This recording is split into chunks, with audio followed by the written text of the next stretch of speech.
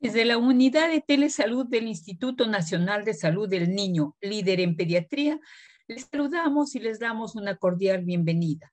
Continuando con nuestras telecapacitaciones del presente mes, el día de hoy les presentamos a la licenciada especialista Marta Sánchez Tarazona, enfermera asistencial del Servicio de Nefrología en nuestro instituto, quien tratará el tema importancia de los marcadores clínicos de la enfermedad renal. Queda con ustedes la licenciada Sánchez. Puede empezar, licenciada.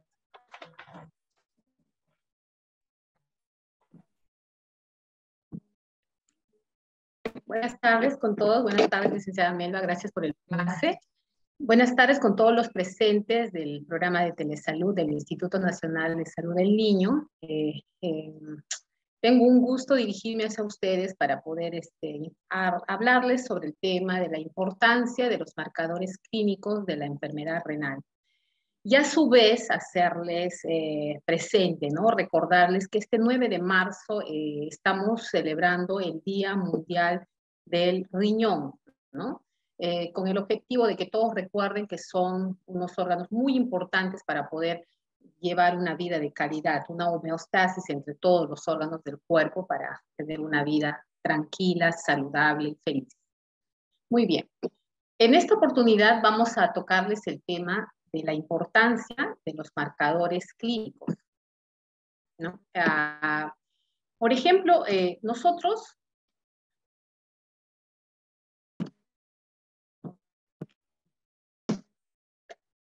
los riñones son órganos altamente vascularizados, ¿no? Estos tienen un peso de 150 gramos a cada uno, con un tamaño de 11 por 7 por 3 centímetros, ¿no? Cada uno de estos riñones está formado por aproximadamente 1 millón de unidades de filtración, a las cuales conocemos como nefronas o el nefrón. Cada nefrona de estas, cada nefrona está compuesta de un glomérulo y un túbulo. Estas nefronas funcionan a su vez a través de un proceso, ¿no? Por ejemplo, a través del glomérulo vamos a comenzar a filtrar la sangre. En realidad lo que se filtra es el plasma que lleva la sangre, ¿no es así? Y el túbulo reabsorbe las sustancias necesarias hacia la sangre a través de los capilares peritubulares. Y las sustancias que necesita las absorbe, ¿no? Pero las sustancias que no las elimina a través de la orina, ¿no? Por eso el riñón, para cumplir estas tres funciones, o sea, para producir la orina, pasa por estas tres funciones que son de filtración, reabsorción y secreción para poder excretar la orina. Las enfermedades renales en los niños se puede presentar de formas muy diversas, ¿no? Hay muchos síntomas que están claramente relacionados con el riñón, como por ejemplo, cuando ustedes observan una hematuria o un dolor lumbar, al instante comienzan a decir, este debe ser un problema renal, ¿no?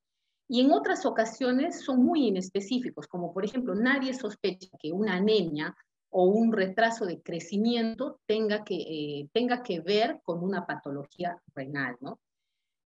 Son tan inespecíficos que por eso es que no todos pueden diagnosticar a tiempo una enfermedad renal, ¿no? Se pueden presentar de forma aguda y tener un comienzo insidioso. Incluso resultan a muchas veces de un hallazgo casual. En un examen común y corriente de rutina, la mayoría, por ejemplo, se hace un examen de orina para buscar una infección urinaria, ¿no? Mucho, pero no precisamente para observar la función de su riñón, ¿no? Pero aprovechando esos exámenes es justamente que a veces se descubren patologías renales. Cuando la nefropatía es de origen glomerular, cuando se forma en esta parte del glomérulo, en la filtración, vamos a tener exámenes específicos como son la urea, la creatinina y la depuración de creatinina, y nos van a aparecer signos de hematuria, edemas al amanecer y otros, ¿no? Y cuando son de origen tubular, cuando se forman en estas en estos túbulos, vamos a tener exámenes específicos como la densidad urinaria, el pH urinario, los electrolitos en la sangre, que nos van a dar visión de algún trastorno que se está ocasionando en esta zona del riñón, ¿no? En este caso pueden aparecer las poliurias, el retraso del crecimiento, la nefrocalcinosis, la urolitiasis y manifestaciones óseas, entre otros, ¿no? Es importante que el personal indague sobre los antecedentes familiares, ¿no? Y los antecedentes personales. Por ejemplo, los antecedentes personales, el bajo peso al nacer o los nacimientos prematuros, porque no han terminado de desarrollar o de formarse los órganos, ¿no? Es muy importante saberlo. Antecedentes de diabetes o también de hipertensión arterial o enfermedades autoinmunes, como el caso del LES, ¿no? Del lupus. Y las infecciones urinarias recurrentes. También hay antecedentes familiares. Si yo ya tengo un familiar que tenga un problema renal o que se esté dializando o hemodializando actualmente, o las personas que forman cálculos, que tienen tendencia a formar cálculos, ¿no? Y también aquellas personas de antecedentes familiares de obesidad o que consumen medicamentos nephrotóxicos, ¿no? El riñón, aparentemente todos asocian que el riñón basta que produzca la orina y si yo no produzco orina, mi riñón funciona mal. Muy mal concepto, ¿no? El riñón puede seguir produciendo la orina, pero no cumple sus funciones de depuración. Por eso muchas veces se escucha el concepto, ¿no? Pero si él orina, ¿por qué va a estar mal el riñón? Puede orinar, sí, puede presentar volumen de orina, pero no va a ser la función de depuración, que es la que todos o la mayoría conoce, ¿no? Por ejemplo, en la eliminación de productos por la orina, que es el sistema de filtrado de productos y toxinas de la sangre, se excretan los desechos metabólicos y las sustancias extrañas, los químicos o los fármacos, ¿no? Que uno consume a diario por diversas razones e incluso cuando se hacen exámenes con contraste, ¿no? Entonces el riñón también los elimina. El riñón cumple también la función de regular el agua, el equilibrio de iones, el equilibrio ácido básico para poder preservar un medio interno, ¿no? En este caso, influye mucho en la volemia, en la cantidad de líquido en la sangre, la composición iónica de la sangre, los niveles plasmáticos de sodio, potasio, calcio, cloro, fosfato, ¿no? También tiene mucho que ver el pH sanguíneo, la excreción de cantidades variables de iones de hidrógeno, la conservación de iones de bicarbonato, mantener constante el pH sanguíneo, ¿no? Para poder tener un equilibrio, una homeostasis, ¿no? También mantiene la osmolaridad de la sangre mediante el agua, ¿no? la pérdida de solutos en la orina, mantiene una osmolaridad. También tenemos la producción de hormonas y enzimas, ¿no? El riñón se encarga de esta función de producir hormonas y enzimas, que son lo que muchas personas comunes no reconocen. Por ejemplo, el riñón se encarga de la regulación de la presión arterial, ¿no? A través de la secreción de la enzima de la renina, angiotensina, aldosterona, ¿no? Entonces, el aumento de esta renina hace que se aumente la presión arterial. También regula la parte endocrina, el calcitriol, ¿no? El calcitriol para regular el calcitriol que está en forma activa en vitamina D en nuestro organismo, que participa en la regulación de la homeostasis del calcio. Y también de la eritropoyetina. Muchas veces por eso encuentran pacientes con anemia, hematocritos bajos, y no lo relacionan necesariamente al riñón y los están tratando por unas anemias comunes y corrientes, dándoles vitaminas o cualquier otro suplemento, sin ubicar la causa de fondo, ¿no? En este caso, el riñón no produce esta hormona eritropoyetina, que es la que estimula la producción de eritrocitos para la formación de los glóbulos rojos. Y otra de las funciones es la gluconeogénesis, que es el mantenimiento de la glucemia. Los riñones pueden utilizar el aminoácido glutamina por la gluconeogénesis, que es la síntesis de las moléculas de la glucosa, y luego lo liberan glucosa hacia la sangre para mantener la glucemia. Entonces, a nosotros nos corresponde estudiar y evaluar la función renal a partir de la clínica y los parámetros bioquímicos, ¿no? Aquí ustedes van a ver diferentes figuras. Por ejemplo, ¿no? Una correcta función renal podría considerarse al hacer una exploración clínica completa. Por ejemplo, el peso, la talla para ver el retardo en el crecimiento, ¿no? La presión arterial, la palpación, las muestras. En esta evaluación física que nosotros hacemos al paciente, no va a ser usual que encontremos en un niño con presión alta. Entonces, si ya encontramos la presión alta en un paciente, ya nos está dando algún indicativo de algún trastorno.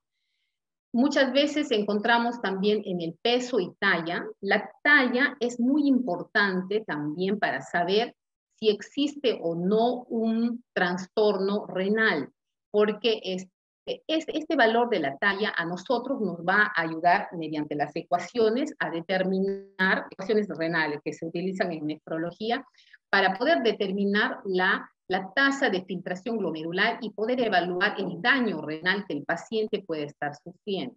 Muchas veces hay niños con talla baja o más pequeños, ya puede ser por antecedentes familiares, ¿no? Pero no necesariamente una talla baja va a ser un signo de patología renal. Pero justamente si encontramos una talla baja, ya debemos ubicarlo en otros espacios para poder analizar y estudiar si el problema va por el problema renal, ¿no? En la palpación también que se les hace, se les puede encontrar nódulos, bultos, o cualquier anormalidad o unos dolores extraños, ¿no? Entonces ahí pues podemos encontrar signos de hidronefrosis, tumores, ¿no? Que más o menos ya nos van a dar la luz para poder hacer un examen más adelantado, más completo para poder diagnosticar una patología renal. Aquí ya nosotros tenemos, por ejemplo, las ayudas diagnósticas. En este caso, la muestra de orina. En la muestra de orina, nosotros, en un simple examen de orina, nosotros podemos encontrar algún desorden que nos dé un indicativo de una patología renal. Muchas veces, no necesariamente la ecografía renal se hace en un primer control, ¿no? Ya vamos a hablar esto de un nivel primario, pero muchas veces hemos visto que en los niños o las personas acuden a hacerse una ecografía, no necesariamente por un problema renal, sino tal vez algún golpe o algún dolor o alguna molestia, y al hacerles la ecografía descubrimos muchísimas veces y últimamente en gran cantidad, por ejemplo, los monorrenos, ¿no? Pacientes que tienen un solo riñón, ¿no? Entonces, obviamente en estos niños no necesariamente con un riñón ellos sí pueden seguir viviendo, pero hay que cuidar la función renal para que le dure pues para toda una vida, ¿no? Y obviamente el examen de ayuda, que es el de laboratorio de sangre. Este examen para nosotros es importante también porque, pero miren, en un primer control solamente pedirles un examen de sangre para buscar la urea y la creatinina. Todo esto es prácticamente, por decirlo, en un nivel primario. Lo podemos encontrar en un consultorio, en un puesto de salud, en un centro de salud, o incluso acudir en forma individual o personal a hacerse cualquiera de estos exámenes, ¿no? A excepción quizás de una ecografía que ya por otra razón uno acude al médico.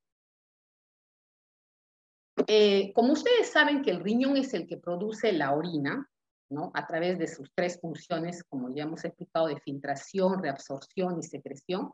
Obviamente, la orina es uno de los elementos básicos para analizar el riñón, ¿no? Entonces, tenemos a cómo hacer una correcta recolección de orina. La orina, normalmente, si va a hacerse para un examen primero, debe ser la primera orina de la mañana, ¿no? Debe recolectarse en un frasco estéril o limpio, ¿no? No debe preservar más de 2 horas la orina para llevarla al laboratorio. O sea, no debe excederse ese tope de tiempo para que la orina pues nos dé los valores o los resultados correctos, ¿no? Ya que pasadas las 2 horas pueden comenzar a degradarse algunos elementos que contiene la orina. Y en el caso extremo de que haya que demorarse unos minutos más o un tiempo más, hay que refrigerar la muestra, ¿no? Entonces, un examen completo de orina lo podemos pedir en cualquiera de los niveles, en cualquier momento, en cualquier lugar. Y también un control de urea y creatinina en sangre. De urea y creatinina en sangre. Ya, estas pruebas básicas, por ejemplo, la creatinina es un compuesto orgánico alojado en el músculo esquelético generado a partir de la degradación de la creatinina, ¿no? Se trata de un producto de desecho del metabolismo, normalmente se encuentra en los músculos que habitualmente produce el cuerpo en una tasa muy constante y normalmente se filtran por los riñones. Medir la creatinina en la sangre o en la orina nos proporciona indicios que ayudan a determinar el funcionamiento de los riñones.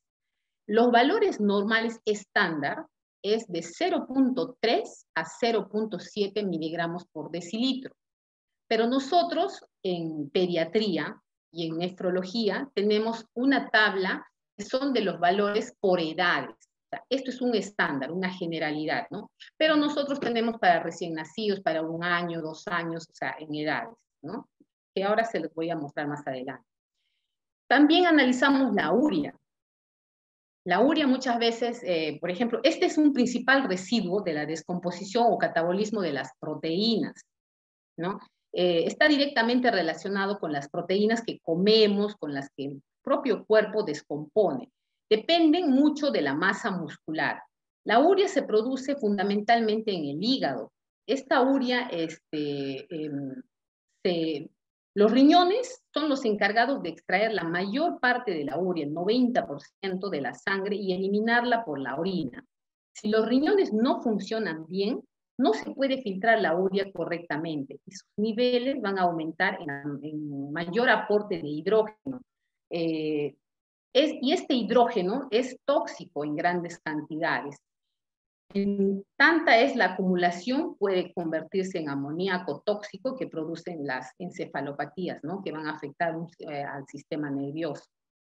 El valor normal estándar también es de 10 a 38 miligramos por decilitro. Bueno, ahora vamos a hablar específicamente del examen de orina. El examen de orina, si bien es cierto, no, con este examen que cualquier persona o cualquier papá, mamá o niño le haga a su hijo, muchas veces, como les decimos, lo hacen por diferentes motivos, menos buscando una patología renal. Pero si ya lo han hecho, por decir, para buscar una infección urinaria o por otra indicación médica, han descubierto se descubren aquí algunos elementos que ya pueden dar indicios de que hay un trastorno renal. Y miren, un examen de orina, hacérselo periódicamente no estaría mal, ¿no? Debería ya estar instaurado en todos los centros de salud o en todos los niveles básicos, ¿no? El examen de orina se analizan de 3 maneras, ¿no? Aquí en el examen físico, el volumen, el color, el aspecto, el olor. El volumen, bueno, para que la muestra pueda ser estudiada, un mínimo de 10 centímetros, ¿no es así? Con todas las garantías de que sea una buena recolección. El color muchas veces influye, por ejemplo, el color normal es un amarillo débil, ¿ya? O ámbar. Varía de acuerdo a la ingesta quizás de fármacos o consumo de vegetales, por ejemplo la beterraga, eso hace que la orina salga ligeramente rosada o enrojecida, ¿no? Que puede aparentar una hematuria. Pero también ya el color rojizo nos indica la presencia de una hematuria macroscópica, porque es algo que ante mis ojos está evidenciando el color de la orina. Pero también hay, pues, obviamente, hematurias microscópicas en las cuales no se puede visualizar, pero sin embargo contiene sangre la orina. Y obviamente varían los colores, ¿no? Incluso puede haber color verdoso, indicando pseudomonas, infecciones, ¿no? Color un amarillo intenso para determinar bilirrubina, hepatitis y diferentes características, ¿no? El olor muchas veces depende de la reacción ácida y alcalina. Tiene un fuerte olor fétido, es señal de un proceso inflamatorio. El aspecto puede ser transparente, turbio o incluso presentar espuma. Y el espuma ya es un indicativo de que hay proteínas en la orina, ¿no? Eso ya, por ejemplo, no, sin llevarlo al laboratorio, si hay en el frasco que se recolecta o en la taza del inodoro, orina y deja espumoso, ya es un indicativo de que hay presencia de proteínas. Y obviamente las proteínas en orina no son normales.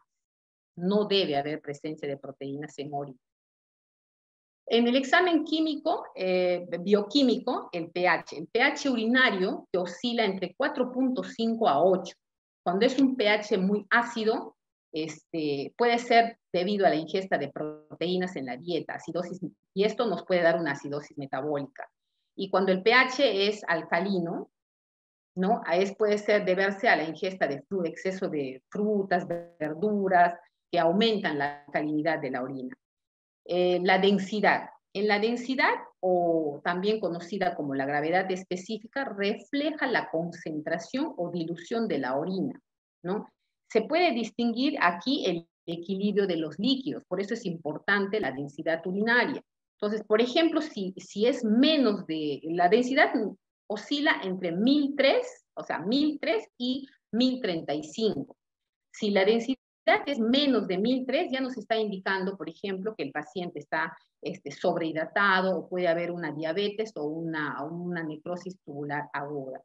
Si el pH, perdón, la densidad es mayor de 1035, nos está indicando deshidratación, proteinuria, ¿no? Glucosuria. Glucosa en la orina no debe haber, no debe estar presente. Y si está presente es porque en la sangre los valores han subido por encima incluso de 180 miligramos por decilitro. Entonces, esto no es un buen indicativo, ¿no? También nos está indicando que hay un trastorno. Entonces, glucosa en la orina no debe haber. Proteínas debe ser negativa en un examen de orina. Cuando es positivo, ya también nos está dando indicios de enfermedades renales, ¿no? Como por ejemplo lo más común que se ve en los hospitales, el síndrome nefrótico, el síndrome nefrítico, y ¿no? Ya nos dan indicios de alguna enfermedad. Y obviamente eso es lo más, lo agudo, pero ya también nos puede estar dando luces de problemas renales crónicos, ¿no? También hay presencia de nitritos. Los nitritos acá, bueno, estos reaccionan frente a unas bacterias, como por ejemplo cuando hay presencia de enterobacterias, como la Escherichia coli, en la cistitis, en la citus, ¿no? La presencia de sangre, como les digo, debe ser negativa. Si las niñas o las personas que están menstruando no deben tomarse un examen de orina durante el tiempo de la menstruación. Mínimo debe haber pasado 7 días post la menstruación para poder tomar un buen examen de sangre, de orina, ¿no? Obviamente si hay sangre en la orina nos va a dar indicativo de que puede haber presencia de cálculos, glomerulonefritis, tumores, traumatismos, una actividad física extenuante, puede haber una anemia hemolítica, se puede presentar en pacientes con gran quemados, o también indicativo de mordedura de araña, ¿no? Cuando el paciente sufre de una mordedura de araña, comienza a producir, a hacer hematuria. Bueno, el urobilinógeno debe ser menos de 2, ¿no? Esto no sale, a veces puede salir negativo, o sea, debería salir negativo, y si sale, debe ser menos de 2. Esto es el metabolismo de las bacterias intestinales, como la bilirrubina, la función hepática, y también en el paludismo se encuentra mucho el urobilinógeno. En el examen de microscópico tenemos a los eritrocitos que deben ser menos de 2 a 3 por campo, que estos pueden dar indicativo también de una glomerulonefritis aguda o una glomerulonefritis crónica. Los leucocitos deben ser menor de 3 por campo. Estos se asocian obviamente a procesos inflamatorios del tracto urinario y las zonas adyacentes. Células epiteliales, ¿no? De transición escamosa del túbulo renal. Estos pueden proceder de la vejiga, de la uretra, que indican procesos patológicos. Los cilindros hialinos, pueden ser alinos, granulosos. Esto puede ser por los ejercicios físicos o por la presencia de fiebre, o también la intoxicación crónica por plomo. Bueno, si encuentras bacterias, hongos, parásitos, ya pues definitivamente eso no es normal, ¿no? Entonces hay que dar tratamiento, acudir a un médico. En los cristales obviamente nos dan indicativo de que hay presencia de algún tipo de cálculo, ¿no? De algún cálculo que se forma ya sea por fosfatos, uratos, oxalatos de calcio, ¿no? Esto influye mucho en el tipo de alimentación que uno consume, las gaseosas que tienen, ¿no? Las carbonatos, sustancias carbonatadas, estos hacen que se formen los cristales y es indicativo de que quizás hay cálculos renales.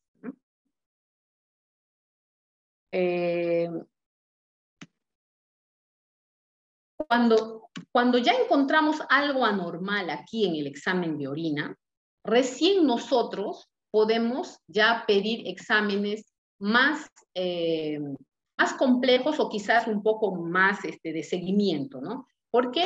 Porque si ya encontré algo anormal en el examen de orina, ya yo debo comenzar a pedir, por ejemplo, una orina en 24 horas para poder hacer una correcta evaluación de la función renal.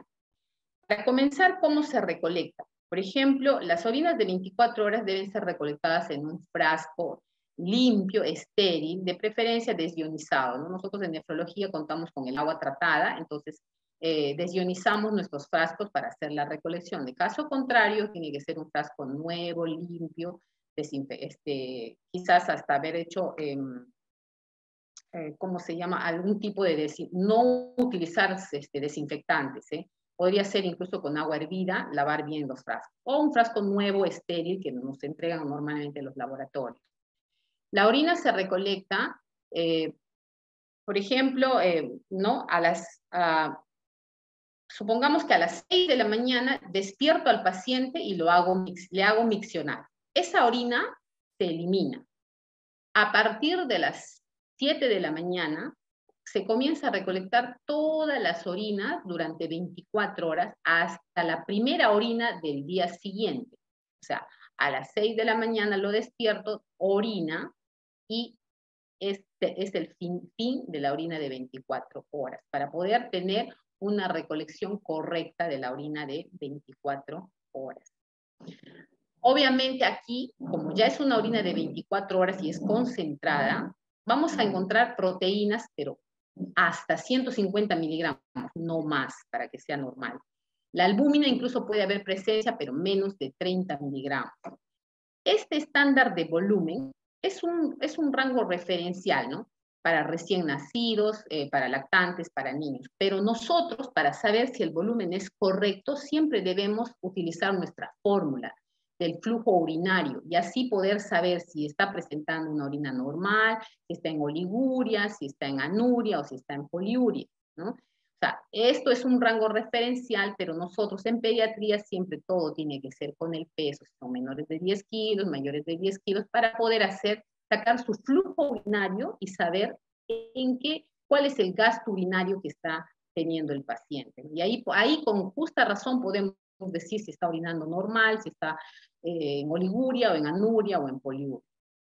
La presencia de urea en la orina de 12 a 20 gramos en 24 horas y la creatinina en orina de 15 a 20 miligramos por kilo por día. Esto a nosotros es importante para poder aplicarlo en las ecuaciones de nefrología y poder hacer nuestras tasas de, ¿cómo se llama?, de aclaramiento de creatinina y saber las tasas de filtración glomerular de los pacientes. Entonces, nosotros ya teniendo un examen de orina de 24 horas, nosotros con los exámenes que hemos pedido ya podemos comenzar a evaluar qué tipo de daño renal tiene el paciente. Por ejemplo, nosotros en nefrología, bueno, y con los últimos estudios que se hacen, hablamos de injuria renal aguda cuando el paciente tiene menos de un mes en el proceso renal por el cual está pasando en este momento. Ya puede ser por una oliguria o por el aumento de la creatinina en sangre. Podemos hablar de un daño renal agudo o una lesión renal aguda cuando el paciente está entre un mes hasta antes de 3 meses, ¿no? Entonces puedes decir es una enfermedad renal aguda, menos de los 3 meses. Pero cuando ya el daño se produce durante, o sea, mayor de 3 meses, el paciente sigue en este problema, en aumentos de creatinina y descensos del débito urinario, ya va a ser catalogado como una enfermedad renal crónica. Obviamente con mayores estudios, ¿no? Mayores exámenes que se le va a pedir, ya estando en una institución o un control médico. Estos son los valores de referencia de creatinina a los que me refería cuando decimos que actuamos por edades específicas, ¿no? No en el rango que les di de 0.3 a 0.7, que es una generalidad, ¿no? Y aquí ya trabajamos con creatininas exactas por edad. Para nosotros es importante aquí el flujo urinario, ¿no? El volumen de orina entre el número de horas por kilo de peso, y el valor normal es de 0.5 mililitros por kilo por hora. Esta tabla que ustedes ven aquí es para evaluar a un paciente con un daño renal agudo o una injuria renal aguda. Basta que cumpla uno de estos parámetros, ya sea la orina menos de 0.5 por kilo por hora, 6 a 12 horas, ya puede ser catalogado como un daño renal agudo o una injuria renal aguda. O si los valores de creatinina suben por encima de 1.5 a 1.9 veces el valor basal, ¿no? Que, por ejemplo, podemos decir a un niño de 1 año que lo normal es 0.40 de creatinina, pero si nosotros vamos a catalogarlo en este rango, debe de haber aumentado más de 0.3 en 48 horas, o sea, 0.7, ¿no? Ya para él es un rango que está ocasionando, o sea, está catalogado dentro de la etapa 1, que es daño renal agudo, etapa 1, ¿no? Igual si yo le pongo, si le llevo a 1.5 veces, va a ser, por ejemplo, en un niño de 1 año, más o menos nos va a dar cuánto, 0.6, ¿no? 0.6 sería aquí si le aumentamos el 1.5 veces. Basta que cumpla uno de estos rangos, ya sea creatinina elevada o débito urinario disminuido, va a ser la etapa 1 del daño renal agudo. Pero hay etapa 2 y hay etapa 3, y con sus respectivos rangos. Obviamente aquí, ven, mayor de 4 miligramos del valor basal, ¿no? O 3 veces del valor basal, o un aumento mayor a 4 miligramos por decilitro, esto ya es un indicativo de que el paciente debe iniciar terapia de reemplazo renal, ¿no? Tenemos las opciones en el instituto de diálisis peritoneal o de hemodiálisis, de acuerdo a la evaluación y a las circunstancias del paciente, ¿no? O aquí, cuando está con un débito urinario menos de 0.3 por kilo por hora en 24 horas, o cuando está en una anuria. Esto ya es para poder tomar decisiones en el momento que se está produciendo el daño renal, ¿no? Pero cuando nosotros ya tenemos pacientes que están por más de 1 mes, 2 meses haciéndoles seguimientos, nosotros ya necesitamos utilizar estas tablas para poderlos clasificar en una enfermedad renal crónica, ¿no? Para nosotros en pediatría el índice de Schwartz, que está determinado por el KDOQI, se usa en recién nacidos, lactantes, niños y adolescentes. Para los adultos es otra fórmula. Para nosotros, a sacar la tasa de filtración glomerular, necesitamos la talla del paciente, la creatinina en sangre, multiplicados por el factor, ¿no? Que está como símbolo la K. Cuando el Schwartz modificado para las enfermedades renales crónicas nos dice que usemos este factor, 0.413, ¿no? Para que al sacar esta ecuación, nosotros vamos a poder clasificar en qué estadio de enfermedad renal se encuentra el paciente actualmente, ¿no? Y para poder tomar las decisiones que corresponden en cada estadio.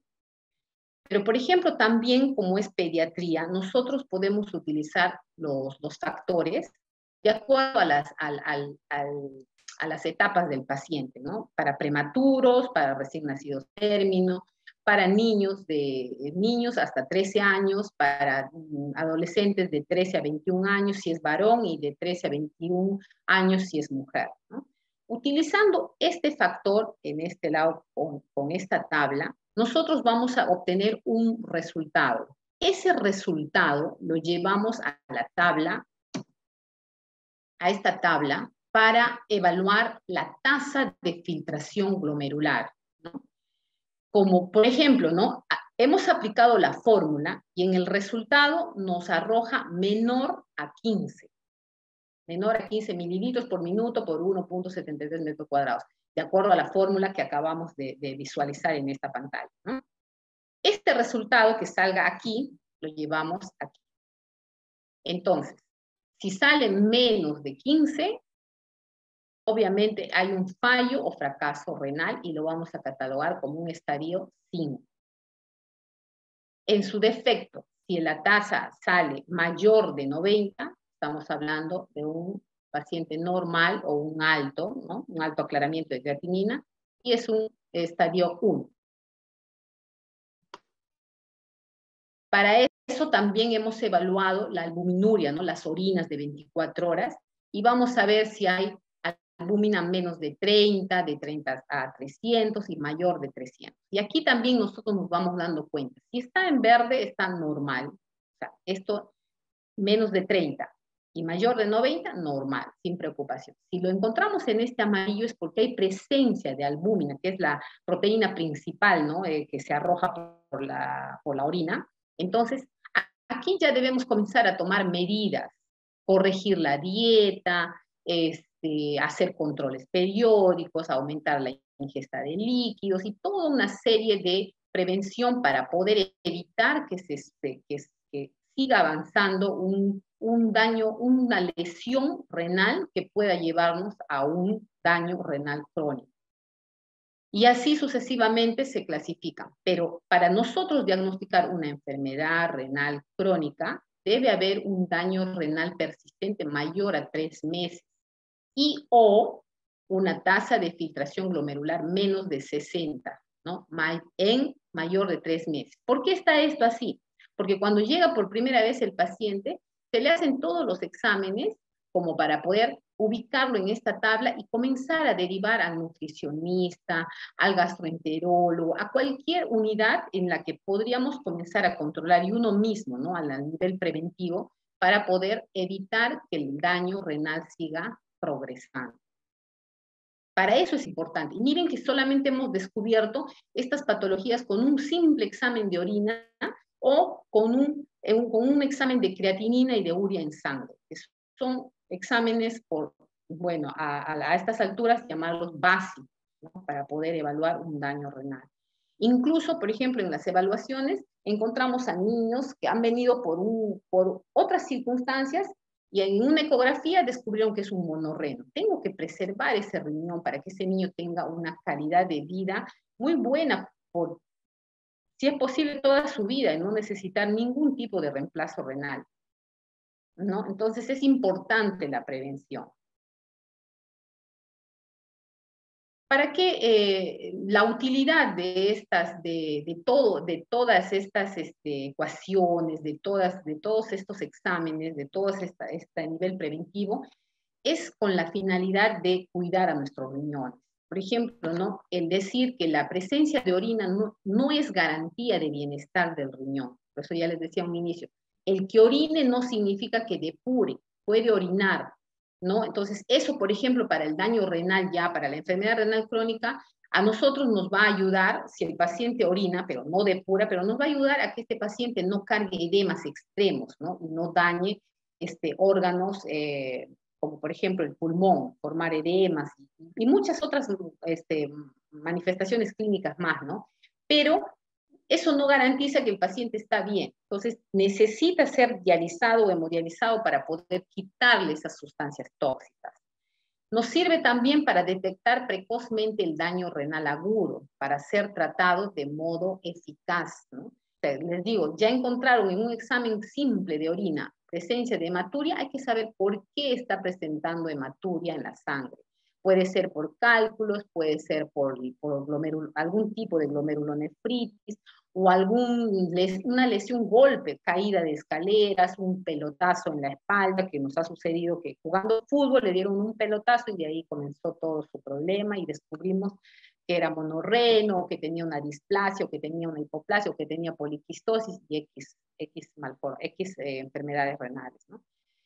Y derivación precoz a nefrología. Si ya descubrí en la primera etapa esto con un examen sencillo, lo derivo a nefrología, para que en nefrología pueda llevar un control estricto de la función renal.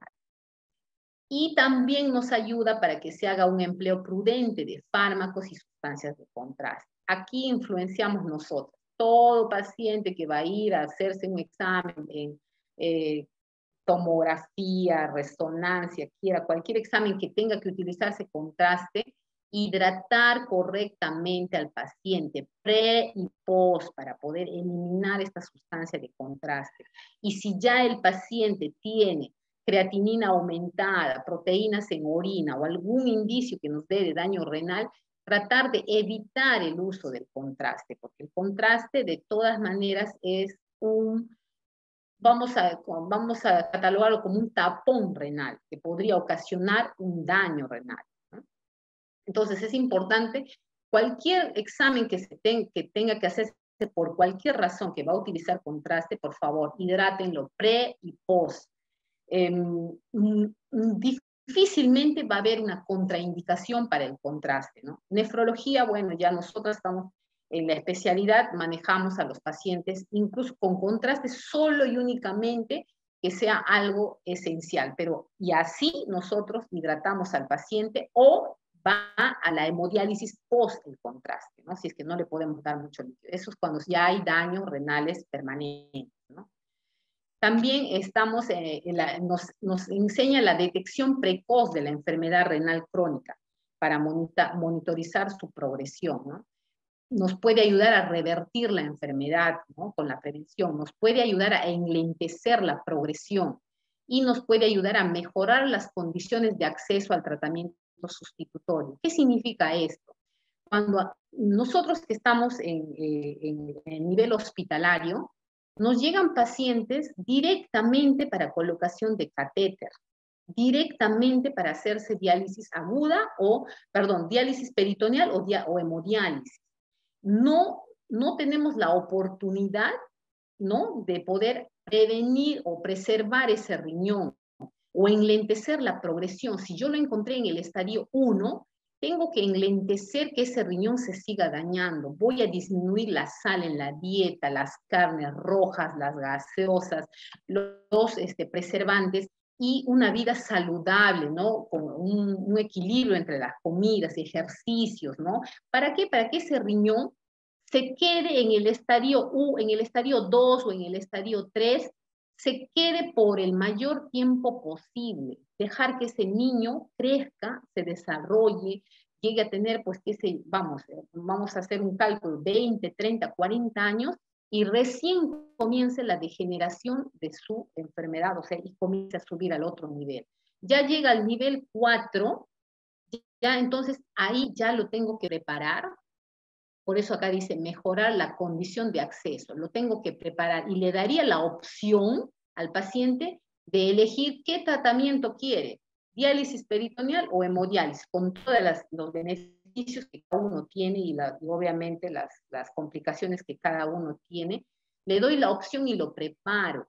Puedo prepararlo con la colocación de un catéter, la maduración, el tiempo prudente, la educación, se entrena y realiza su propio tratamiento. O también la creación de una fístula arteriovenosa que tenga que madurar para darle opción antes de que el paciente ya tenga que llegar y no tenga alternativa más que colocarle un catéter venoso central para salvarlo de la emergencia, ¿no?, por la que acude.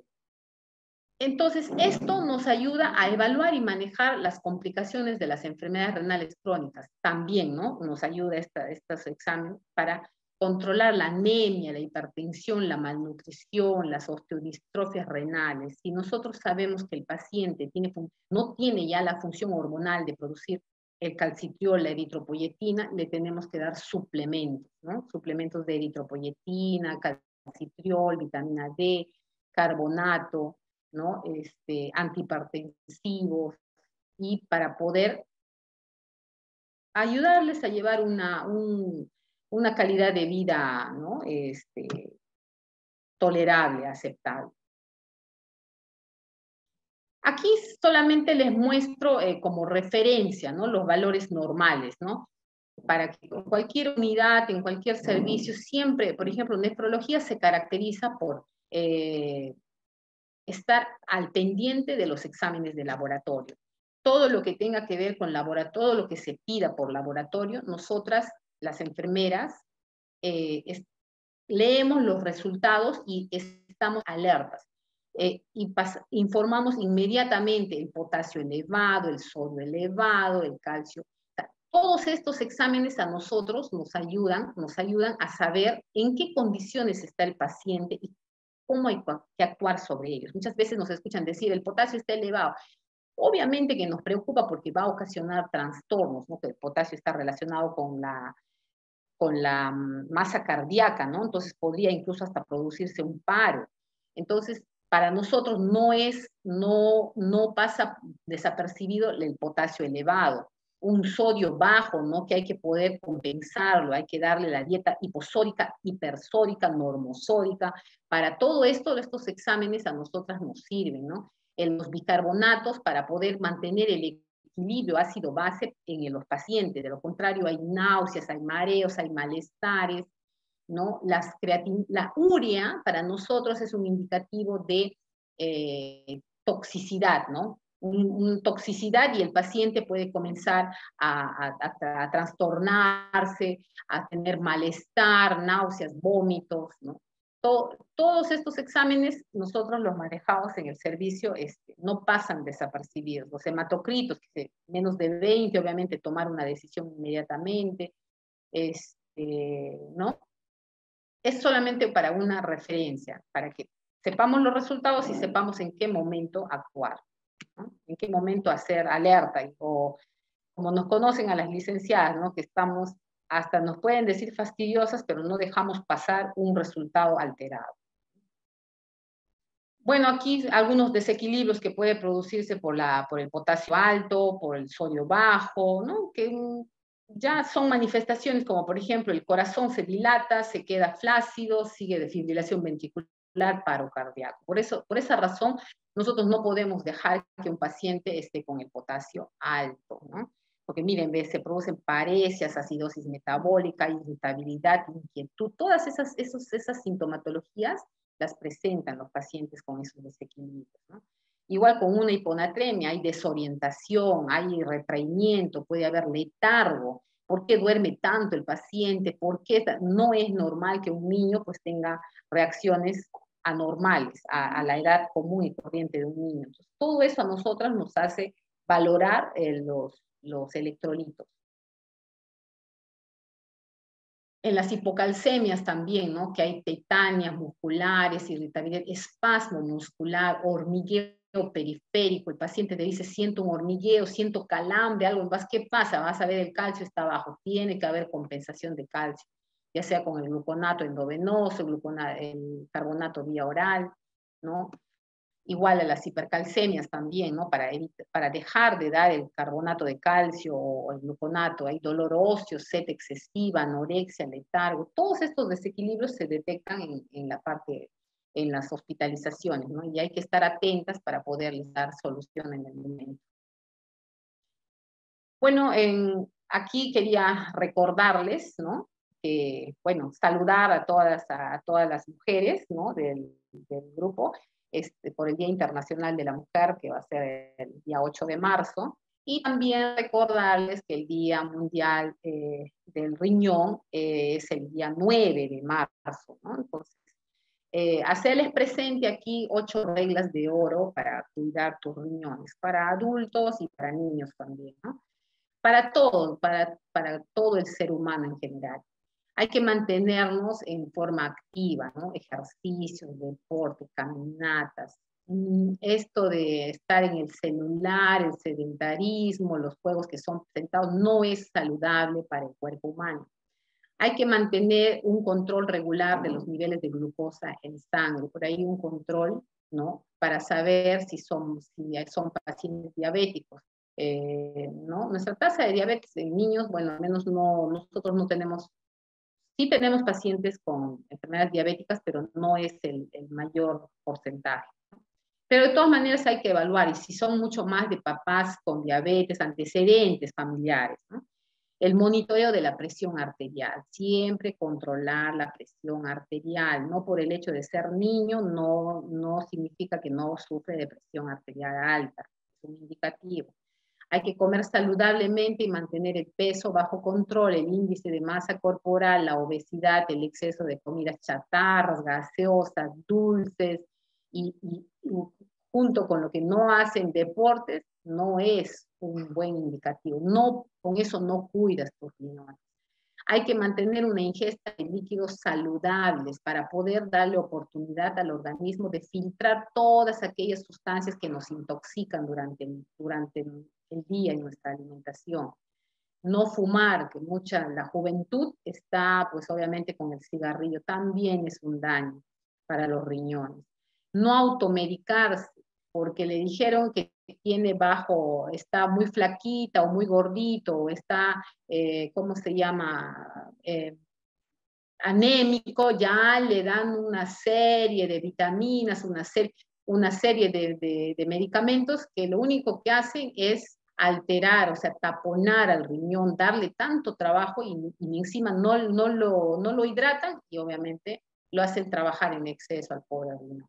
Chequear si tu función renal tiene factores de alto riesgo, ¿no? O sea, siempre un control periódico nos va a ayudar a descubrir algo que no imaginábamos que podíamos tenerlo, ¿no? Bueno, eso es todo. Quiero agradecerles por haber prestado atención a la charla. Espero que haya sido entendible para ustedes. Estoy atenta a hacerlo. Bien, licenciada. Le voy a transmitir una pregunta que nos ha llegado vía WhatsApp. Dice, por lo general, la enfermedad renal en su inicio no presenta signos ni síntomas. ¿Cuándo y cada cuánto tiempo se deben hacer pruebas renales? Ya, sí, no presentan signos y síntomas. Por ejemplo, ¿no? Decíamos, nadie se imagina que con una anemia estoy con un problema renal. Nadie se imagina que porque mi niño no crece estoy con un problema renal. Entonces, ¿qué se aconseja? ¿No? Si un niño lleva una vida saludable, no tiene ningún tipo, al menos, mira, mínimamente 2 veces al año debe haber un control. Ya, y si es de laboratorio, mínimo una vez al año, un control, para poder tener este examen de orina, este examen de sangre. Y con eso vamos a tener un rango, o sea, y tener un basal para los próximos años, decir, pero mire, este año tuvo este resultado, no pasa nada, todo tranquilo, y seguimos. Pero ya saben que si tiene antecedentes familiares o de nacimiento, o sea, o personales, ¿no? Maturos, bajos pesos, obviamente en esas personas hay que hacer mínimo 2 al año. De lo contrario, una vez al año es recomendable. Pero hay que cumplir pues con las 8 reglas de oro que no son ajenas, ¿no? Entonces son cosas sencillas y de la vida rutinaria para tener un riñón saludable. Bien, licenciada. Nos llega otra pregunta. ¿El excesivo consumo de proteínas de origen animal incrementa la presencia de urea en sangre y por ende puede causar daño renal? por supuesto que produce el aumento de la urea en sangre. Incluso si yo consumí, por decir hoy, abundantes carnes rojas y me tomo el examen, obviamente va a salir elevado. Y esto, sumatorio a la vida diaria, obviamente va a generar este daño. Pero si la persona ha consumido y no tiene antecedentes o no tiene patologías de fondo, puede todavía ser tolerable siempre y cuando pues haya un consumo también de verduras, consumo de líquidos y menos sal, obviamente va a preservar ese riñón. Pero si no cumple, si consume aumento de sal, si la persona consume todos los días mínimo estas carnes rojas y no se hidrata, obviamente pues es un riesgo y se está yendo al daño renal de todas maneras. Así que no es solamente una cosa, no es que lo consuma y deje de hacer lo demás. Hay que tener una vida saludable para poder darnos esos gustos de comer estas carnes rojas, pero también pues hay que hidratarnos, hay que controlar la sal. O sea, es toda una serie de hábitos, ¿no? De alimentos, de dietéticos. Bien, licenciada. Ya no tenemos más preguntas. Gracias, licenciada, por su participación. Ha transmitido didácticamente su conocimiento y experiencia en bien del personal de salud y por ende de los niños y de los adolescentes que puedan presentar problemas renales. Y también ha hablado mucho sobre prevención. Muchas gracias. Por favor, ¿alguna recomendación final al público presente?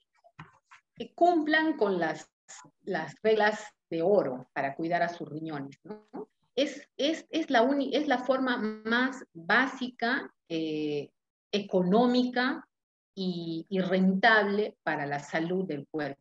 A pesar que nuestros riñones son tan pequeñitos, son totalmente importantes para preservar una vida saludable. Sin los riñones, sin la función renal, nos vamos a ver involucrados no solamente en un problema renal, sino también en los problemas cardíacos, en los problemas intestinales, en los problemas sistémicos, ¿no? Entonces, a cuidar nuestros riñones, a darles una vida saludable, para que así podamos tener una vejez, ¿no? Aceptable, ¿no? Y tranquila. Bien, licenciada. Como enfermeras debemos publicitar las 8 reglas de oro para cuidar los riñones. Bien, licenciada, gracias. Muchas gracias. Gracias también a todos los que se conectaron con nosotros el día de hoy. Les recordamos que este tema tan interesante queda colgado en la página web y canal de YouTube de Telesalud del Instituto Nacional de Salud del Niño, donde pueden revisarlo libremente. Muy buenas tardes a todos.